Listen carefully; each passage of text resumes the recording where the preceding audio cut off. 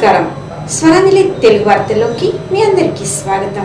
తెలంగాణ జాగృతి అధ్యక్షురాలు శాసన మండలి సభ్యురాలు ఎమ్మెల్సీ కల్వకుంట్ల కవిత గారిని కలవడం జరుగుతూ బీసీల కోసం పోరాటం చేస్తున్న కవిత గారితో మేమంతా కలిసి పని చేస్తాం, అదేవిధంగా మా సమస్యలు పరిష్కారం కోసం శాసన మండలిలో తమరు మాట్లాడాలని వారిని కోరడం జరిగింది. తెలంగాణ రాష్ట్ర వడ్డేర సంఘం అధ్యక్షులు మరియు సెక్రటరీ, యువజన విభాగం అధ్యక్షులు, మాజీ కార్పొరేటర్, అలాగే వడ్డేర సంఘం రాష్ట్ర నాయకులు, ప్రజాప్రతినిధులు, సర్పంచులు, జడ్పీటీసీ వీరంతా ఈ సమయంలో హాజరవుతూ కవిత గారిని కలిశారు.